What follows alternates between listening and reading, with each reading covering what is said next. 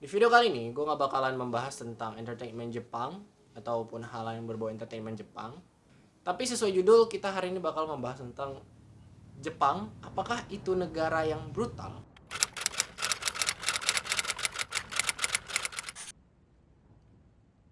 Banyak banget orang yang bilang kalau misalnya lu generasi macam apa sih?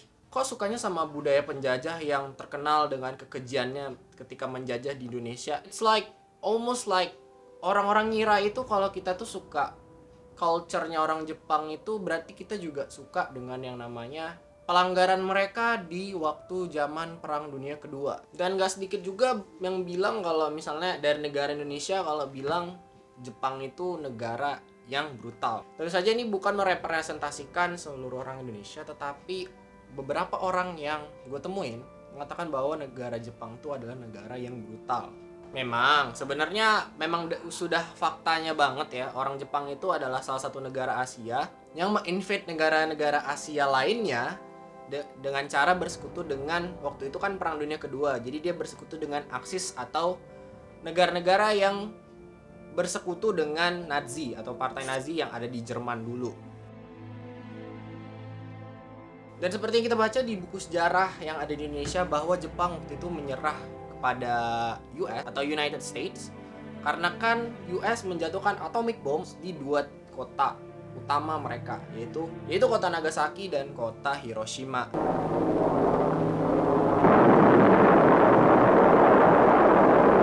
The bomb weighed 9,000 pounds and was as powerful as 12,500 tons of TNT. By the river, people lay bleeding from their faces or hands and died without weeping.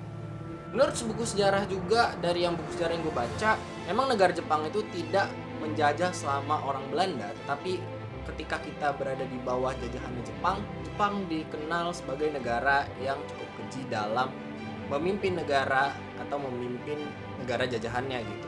Tapi ada satu kalimat yang menurut gue penuh kekeliruan, yaitu kakek kita dulu udah capek-capek merdekakan Indonesia, tapi lihat cucu-cucunya malah pada suka Jepang gitu, yang notabene adalah negara penjajah kita gitu. By the way, ini merupakan opini serta beberapa fakta yang gue temuin di beberapa sumber. Mungkin kalau misalnya kalian pengen lihat sumber-sumbernya, kalian bisa cek link di deskripsi dari apa yang gue obrolin, oke? Permasalahannya atau kekeliruannya dari pernyataan tadi itu adalah bangsa Jepang yang kita kenal menjajah kita dulu adalah bangsa Jepang yang kira-kira usianya adalah 70 tahun yang lalu atau umur kakek-kakek kita ya, berarti kakek Jepang di sana gitu. Ya mungkin kata peperangan sendiri tidak terlepas dari yang namanya dunia kita atau dunia di mana konflik itu sering terjadi, apalagi di beberapa negara seperti Syria, Palestina, dan beberapa negara lainnya yang tidak jauh-jauh dengan kata konflik. Kalau memang yang menjajah kita itu adalah orang Jepang yang dalam notabene itu orang Jepang 70 tahun yang lalu di belakang, tetapi masih ada aja gitu dendam di beberapa negara Asia yang pernah menjadi jajahannya Jepang. Yang salah satunya adalah Korea Selatan yang sampai sekarang mungkin juga masih punya konflik dengan Jepang, yaitu perebutan Pulau Doko kalau nggak salah. Dan kemarin tuh ada beberapa pulau juga yang diperebutin sama mereka berdua. Memang waktu dulu ketika Jepang itu menjajah kita, negara-negara Asia yang ada di Asia ya negara-negara Asia itu memang sering melanggar peraturan perang seperti membunuh rakyat sipil.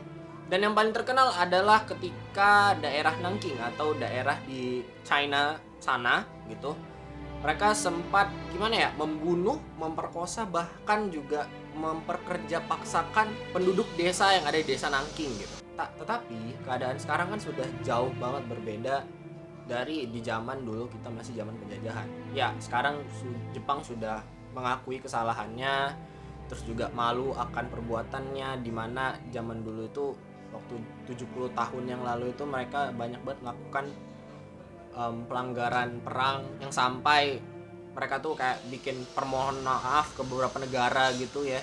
Walaupun begitu, Jepang sekarang sudah jauh banget, generasi Jepang sekarang tuh udah jauh banget berbeda daripada generasi lampaunya, yaitu mereka udah menyadari bahwa apa yang dilakukan Jepang pada masa lalu itu memang adalah perbuatan yang salah dan lain-lain.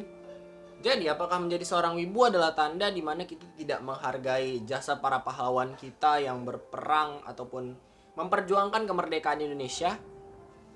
Yang pastinya enggak, Karena wibu itu adalah julukan untuk seseorang yang suka akan budaya Jepang. Apakah budaya Jepang suka memperkosa dan lain-lain? Ya gue nggak tahu, karena gue juga wibuwa, si wibu pemula. Tapi dari overall yang gue lihat, Jepang tuh budayanya penuh dengan respectful atau kehormatan. Wibu ini julukan orang yang suka akan kultur Jepang dan ingin menjadi orang Jepang karena kultur-kultur yang mereka perlihatkan di acara-acara TV ataupun di anime. Dan wibu itu rata-rata suka dengan budaya Jepang yang seperti menghormati orang-orang yang bekerja dan lain-lain. Seperti contohnya ketika kalian pulang kerja, kalian biasa disambut dengan kata otsukare sama des, yang jika diartikan ke dalam bahasa Indonesia adalah terima kasih atas terima kasih atas kerja kerasmu, yang ditandakan bahwa mereka tuh menghargai apapun yang kalian kerjakan selagi itu bermanfaat bagi semua orang gitu. Oke, mungkin segini aja untuk video kali ini. Thanks for watching this video. Don't forget to like, comment, subscribe, dan ya tunggu aja video-video dari Wibs lagi. Oke, see you in the next video. Bye bye.